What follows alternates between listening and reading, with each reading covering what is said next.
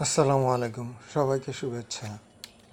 বসন্তের শেষে গ্রীষ্ম শুরু হওয়ার দু একদিন পূর্বে এটা আমার খামারের অবস্থা। মাটিতে দেখতে পাচ্ছেন অনেকগুলো আম পড়ে আছে। এবার এলোমেলো কয়েকটা ছোটোখাটো ঝড় তুফান আর বৃষ্টির অনিয়মিততা আমের ফলনকে ভালোভাবেই প্রভাবিত করেছে। আপনারা একটা তথ্য জেনে থাকবেন, সেটা হচ্ছে আমের মুকুল ঝরা। এই যে আমের মুকুল ঝরে যায়, এর প্রধানতম কারণ হচ্ছে অতিরিক্ত খরা বা একেবারেই অতিরিক্ত বৃষ্টি।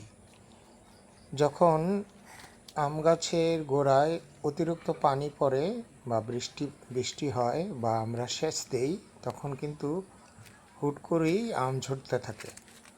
এই কারণেই যারা আম চাষ করেন তারা জানেন, আমের বাগান আছে, তারা আম গাছে গোড়ায় পানি না দিয়ে পানি স্প্রে করেন, অতিরিক্ত শুষ্কতা যেন আম ঝরিয়ে না দেয়। এটা হচ্ছে আমার খামারের ঘরটা, যেখানে সেখান থেকে সামনের দিকে যেতে ছোট পুকুরের পাড় দিয়ে যেতে জায়গাটা, এখানে বেশ অনেকগুলো আম গাছ আছে।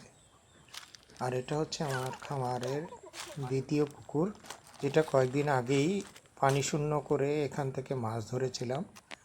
উদ্দেশ্য মূলত এইখানে নতুন করে পানি দিয়ে কিছু গলদা চিংড়ি ছাড়বো, তারপরে একই কেজিতে 2-3টা বা 4টা আকৃতির সীমিত সংখ্যক মাছ ছেড়ে দেব। পানি তৈরি করার কার্যক্রম চলছে।